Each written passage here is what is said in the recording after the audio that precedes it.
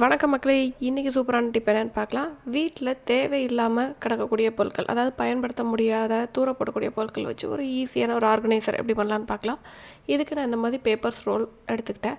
News பேப்பராக இருந்தாலும் சரி, இருக்கிற நோட் பேப்பராக இருந்தாலும் சரி, ஏதோ ஒரு பேப்பர் எடுத்து இந்த மாதிரி ரோல் பண்ணி தனியாக எடுத்து வச்சுக்கோங்க. Water bottle, waste water bottle, use and throw water bottle இருக்கு இல்லையா, அதை நான் 3 இந்த மாதிரி ஹாஃபாக கட் பண்ணி மார்க் பண்ணி கட் பண்ணி எடுத்துக்கிட்டேன். ஒரு கார்ட்போர்ட், ஒரு ரவுண்ட் ஷேப்பில் ஒரு கார்ட்போர்டு எடுத்துக்கிட்டேன். இப்போ இது எல்லாத்தையுமே நல்ல பிளாக் கலரில் பெயிண்ட் பண்ணிடலாம்.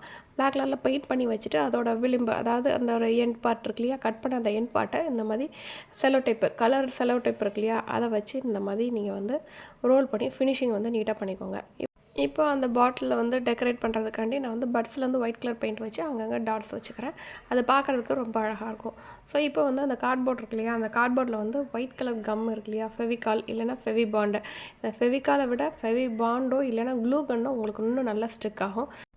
இப்போ அதில் வந்து அந்த கார்ட்போர்டில் கம்மை தடவிட்டு நம்ம ரோல் பண்ணி வச்சுருக்கிற அந்த பிளாக் கலர் பேப்பர் ஸ்டிக்ஸ் இருக்கு இல்லையா, அதை வந்து வரிசையாக ஒரு 4-5 வந்து அடுக்கி வச்சுருங்க. அதை வந்து ஒரு பக்கமாக அரேஞ்ச் பண்ணிவிட்டு அதுக்கப்புறமா அதுக்கு பின்னாடியே 3 பாட்டிலையும் சேர்த்த மாதிரி நீங்கள் வந்து கம் போட்டு அப்ளை பண்ணிவிட்டு அதை வந்து அந்த கார்ட்போர்ட் மேலே ஸ்டிக் பண்ணி வச்சுருங்க. இப்போ உங்களுக்கு வந்து ஃப்ரண்ட் ஷேடில் வந்து உங்களுக்கு வந்து அந்த பேப்பர் ஸ்டிக்கை வச்சுருக்கிறதுனால கொஞ்சம் வந்து உங்களுக்கு லிஃப்ட் பண்ணி கொடுத்த மாதிரி இருக்கும் அந்த பாட்டில். இந்த மாதிரி உங்களுக்கு ஃபினிஷிங் கிடைக்கும்.